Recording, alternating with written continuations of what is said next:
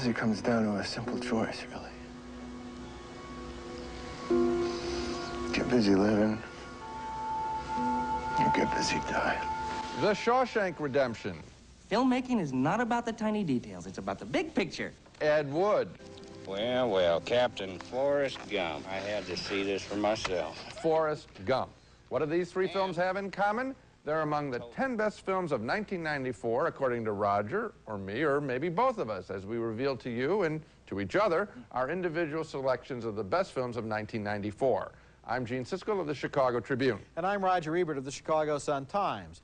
At the end of the show, we'll each give our individual slates of the year's best, but right now I'd like to start at the bottom of my list and work up. The number 10 film on my list opened to some of the best reviews of the year, but then it didn't find much of an audience at the box office. It's called Quiz Show, and the Hollywood experts are still debating what went wrong with the marketing campaign.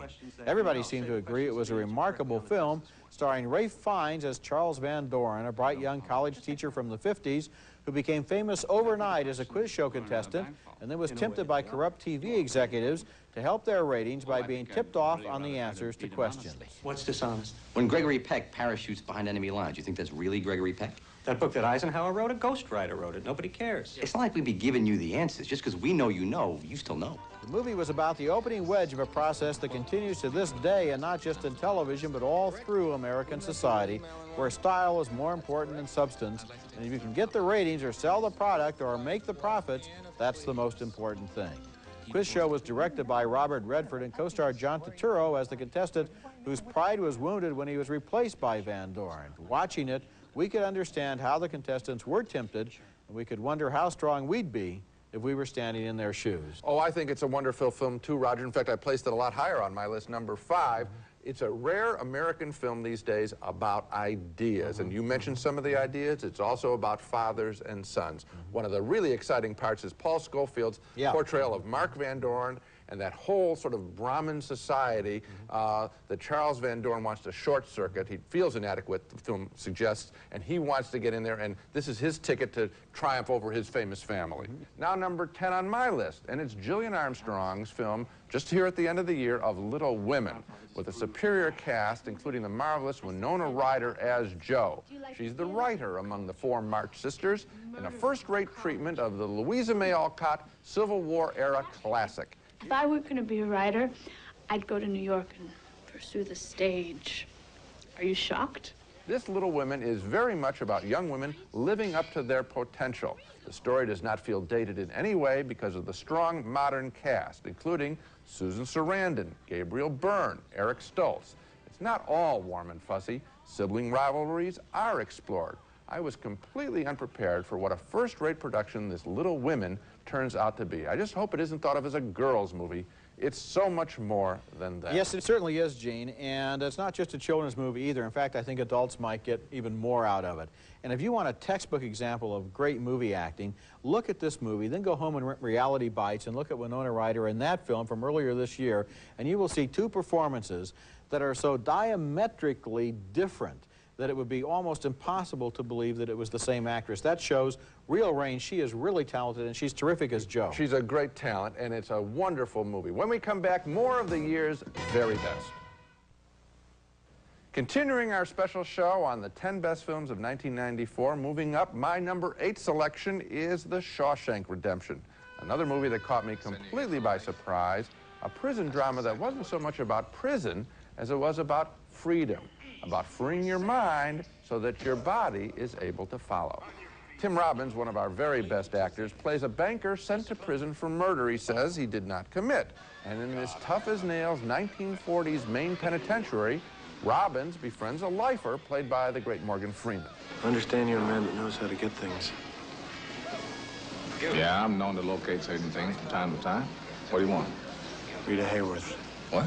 Based on a Stephen King story, Shawshank Redemption was hugely entertaining, funny and sweet and full of surprises. I hope some Oscar nominations will be given to this picture so that audiences will be able to give it a second chance and see it in a movie theater like Quiz Show. This one didn't get the audience it deserved. I hope it gets some nominations too, starting with Tim Robbins and Morgan Freeman. And you know, they claim that the title Shawshank Redemption turned people off, but basically if they can hear what a good movie it is, maybe that will help them remember it, because you're right, this relationship between these two men, these two characters, was one of the best things in the movies Roger, this year. you and I see movies where there are plot twists and turns and we can figure them all out. This one fooled me. And I think it fooled you, too. It did fool me, too. The number 8 film on my list is one of the year's most controversial movies, Oliver Stone's blood-drenched epic, Natural Born Killers. The movie was about how the mass media exploit tragedy by glorifying a couple of serial killers. It was only a coincidence that the movie was released at about the same time the O.J. Simpson case captured all the headlines, but real life provided it with an ironic counterpoint. I'm not saying, you know, I believe in mass murder, but Don't get us wrong. yeah, you know, we respect human life and all. But if I was a mass murderer, I'd be Mickey and Mallory. What Natural Born Killers said was that violence has become sexy in the mass media, and celebrities become so mesmerizing to us that it doesn't matter what somebody's famous for, just so they're famous. Oh, I like the picture, too, and I do really admire the mix of visual styles that are used in this picture. I think that's a really tremendous achievement and shouldn't be underestimated. The only part is I think that when they get to prison and in the back act of the picture, I think the film, which has gone over the top Didn't like before, the stuff with Tommy Lee Jones. I just think a lot of that stuff and some of the interviewing stuff I think just was too much. I would have taken an edit to that picture and maybe saved 10 or 15 minutes. Well, I would have kept it. Still a very good film. Okay, I'd keep it the way it is. Coming up next, more choices from our best 10 lists as we move into the top 5. Continuing our personal list of the year's best films, the number 5 film on my list is a diabolical film noir named The Last Seduction. The movie starred Linda Fiorentino as a hard-boiled woman who joined her husband in a criminal caper, then walked out on him, changed her name, moved to a small town, and after she met a fresh male victim, began to put the pieces in place for another caper of amazing complexity and vengeance. And, of course, that's Linda Fiorentino as the scheming woman there, and what was certainly one of the best performances of the year, although because The Last Seduction played briefly on HBO, she doesn't qualify for an Oscar nomination. The Last Seduction, directed by John Dahl, was good enough to bear comparison with Double Indemnity or Body Heat. It's a real good picture, Roger, and John Dahl is really one of the exciting new names to come out of the movies in 1994. I picked on my list another picture of his called Red Rock West, which came out earlier this year. You're on your list. That's great. Yeah. And that came out way back, I think, in January or something. Again, it was first on video. Then it took critics like ourselves to give the film a boost and get it to be played in theaters. John Dahl, whichever picture you see, you're going to see a very good one, either Red Rock West or The Last Seduction. Okay, now we jump to number 4 on my list. It's a groundbreaking biographical docudrama called 32 Short Films About Glenn Gould, describing a celebrated musical life, not through some standard timeline, chronology, or greatest hits parade, but through an impressionistic series of vignettes, 32 to be exact, about the Canadian pianist who achieved notoriety by quitting public performances at age 31 because he thought they celebrated the artist more than the music. My wife has all of your records. Well, tell your wife that she has exceptional taste. Also, she's very lucky. I'm never going to sign one of these again. That's actor Colm Feore as Glenn Gould, and we meet him in a variety of situations that director and co-writer Francois Girard uses to build a mosaic of the man. I really like this film, and I admire so much the intelligence with which it was made. I'd like it to be shown in film schools around the country to inspire kids to say you don't have to tell a biography just by starting at birth and finishing at death. You know, I agree with you, Gene. In fact, this movie is on my list of the second 10 best films. It's in the top 20. And I agree with you, too, that by breaking form, he showed us here a way to kind of have little snapshots of various kinds of things in his life. Performance stuff, biographical stuff, documentary stuff, other shots that are just music and images, so that at the end you get a real good idea of who Glenn Gould was. You've gone to somebody's funeral, Roger, and you've sat there just like me, and I know this is true. Everybody's felt this way. You say, oh, why talk in this formulaic way? Tell everybody just get up and tell a story about the person. Then we'll know how they really lived. Absolutely. This is how you learn about a man's life. Okay, when we come back, continuing the countdown of the year's best films. The 10 best films of 1994. Number 3 on my list is Tim Burton's loving tribute to a bad filmmaker, Ed Wood, about the now campy 50s director and cross-dresser who lived to make movies even though he wasn't very good at it, butchering sci-fi stories and psychological dramas with the same heavy hand. Here we meet Ed, cheerfully played by Johnny Depp in a wonderful performance as he directs a scene featuring a heavy from Ed's regular troupe of bad actors. Mistakes, however, don't bother Ed, who never made a shot he didn't think was perfect. Don't you want to do another take, Ed? Looks like Big Baldy had a little trouble getting through the door. No, it's fine. It's real. You know, in actuality, Lobo would have to struggle with that problem every day. Tim Burton, I think, identifies with Ed Wood's love affair with movie making. I rank Ed Wood this high on my list because more than any other film this past year, it communicates the joy of the filmmaking enterprise. It was also a tremendous amount of fun to watch. It was a lot of fun, and it's not on my top 10, but it's in my top 22, right. And I liked it very much. You know, after seeing this film, I went out and looked at Plan 9 from Outer Space by the original Ed Wood, and, you know, it is a bad film. Maybe the worst ever made, as many people say, but it also does communicate a love, a real zest of filmmaking in ways that a lot better films often don't do. This is why you and I have devoted our adult lives, all of our adult lives, to the movies, because we love movies as much as this guy, and we, in some level, we like them even when they're bad. And that's what Tim Burton has a feeling for, and that's why I want to put it this high. Ed Wood is a great movie for anyone. And technically, really loves the cinematography, the production design. The opening shot of the credits is a great shot. Okay, for the number 2 position on my list, I cheated a little bit. I declared a 3-way tie between Blue, White, and Red. The 3 features in a trilogy directed by Krzysztof Kieślowski, a Polish director who now works mostly in France. All 3 films opened in America this year, and all 3 were far more unusual, unpredictable, and interesting than the average new movie, although Red is the truly brilliant one that earned all 3 such a high place on my list. The movie stars Irene Jacob as a model who lives in Geneva. One day, because of an accident, she meets a retired judge, played by Jean-Louis Trintignant. He is a very odd man who spies on his neighbors, but somehow, for the young woman, there is a bond there, an instant communication. Vous êtes venu? Vous saviez que l'invitation était de moi? Je le voulais. Vous m'avez cherché. Pendant tout le défilé. The other films in the trilogy were Blue, starring Juliette Binoche as the wife of a famous conductor. When he is killed in a crash, he tries to disappear into an obscure quarter of Paris. And White stars Zbigniew Zamachowski as a homeless Polish man in Paris who ships himself back to Poland as luggage only to become rich and get revenge on the ex-wife who dumped him, played by Julie Delpy. Most movies are strongly plotted and know from their first frames exactly where they're going, but in these films by Kieślowski, the whole point is that we don't know where we're going, that some of the most important events in our lives happen entirely by chance. And maybe we draw the lesson that in our own lives we must also be open to change.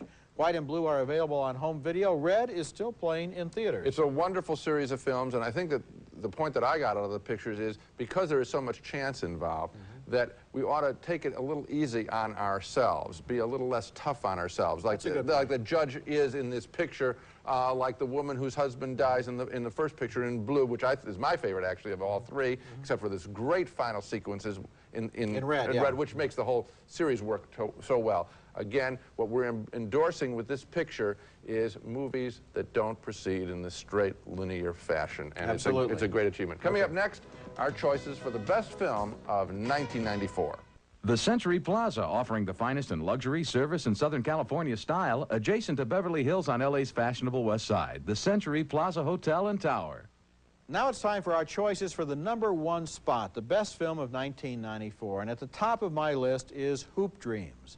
This is the brilliant and completely absorbing documentary about crucial years in the lives of 2 Chicago youngsters named William Gates and Arthur Agee, who dream of someday being pro basketball stars. It isn't often a movie takes the time or has the patience to allow us to grow up with its characters, but the texture of real life is right there on the screen in Hoop Dreams as we see these 2 kids recruited off the inner city playgrounds and given scholarships to a suburban school with a famous basketball program. The point is often made in the movie that Isaiah Thomas also started in the inner city and also attended this same school before going on to stardom. Then he goes to St. Joseph High School, and the guy gets cut. Say, Tom was real good. Why did he get cut? See, Townsend learned the fundamentals of team basketball, which is what you're learning how to play. There are setbacks along the way, including an injury for William, and Arthur has to drop out and return to the city school in his neighborhood. If he was going out there and he was playing like they had predicted him to play, he wouldn't be at Marshall. Economics wouldn't have had anything to do with him not being in St. Joe. Somebody would have made some kind of arrangement, and the kid would have still been there. Hoop Dreams was made by 3 men, director Steve James, producer Frederick Marks, and photographer Peter Gilbert, and it was an act of faith on their part. They shot hundreds of hours of film about the lives of these kids so that almost every moment of any importance is here. We get to know Gates and Agee and their families, and in the process, we get an understanding of inner-city life that is totally unlike the images that so dominate the media. We see how strong the black families are, how much they care for their children, and how hard these kids are willing to work. Of course, the odds against becoming an NBA star are astronomical, but that's part of the story, too. Well, Roger, this is also my choice as the best film of 1994. It's the best picture that I saw. It has the greatest reach of any film. This is an 8-year project by these 3 filmmakers. I've heard people say, oh, it's 3 hours. Well, if these guys can spend 8 years out of their lives, can you think you can spend an hour more than you spent on, let's say, seeing Richie Rich? I think you can handle that. I think audiences can handle that. The story's completely surprising. Basketball shots, a free throw, one of the most boring things in all of basketball, takes on an importance here in just the way you're talking about, where you're thinking about not just the score of the game, but what that shot will mean to the kids and their families. And their families. This movie has twists and turns in it that you wouldn't believe in a fiction film. It keeps you absolutely on the edge of your seat. You're right. You're living with these families, and they're great families. Having said that, now let's take a look at my number 2 pick, which is Quentin Tarantino's Pulp Fiction. I think this really is, these two are the big films of 1994. Another film that broke ground both in terms of language and story construction, a circular story construction that had you examining, for example, a character's life after you've seen him die. And I like that. I know this picture turned off a lot of people with its violence, but I want to celebrate writer-director Tarantino for creating some of the freshest dialogue I've ever heard since the stage work of David Mamet, as we follow 2 killers, John Travolta and Samuel L. Jackson, as they carry out mob business.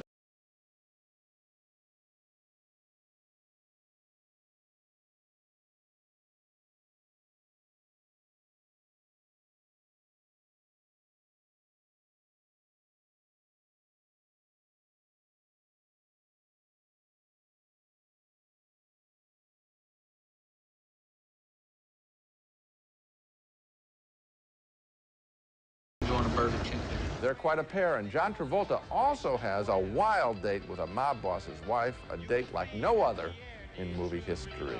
It's as lively a picture as I saw all year, or in many years. Well, we're in pretty close agreement, Gene. It was number 3 on my list, and you know how when a movie is a big hit, it influences other movies, and everybody tries to rip it off. I just hope that in 1995, everybody tries to rip off the idea of fresher, smarter dialogue, because so much of the dialogue in movies is just flat, and it only serves to push the plot.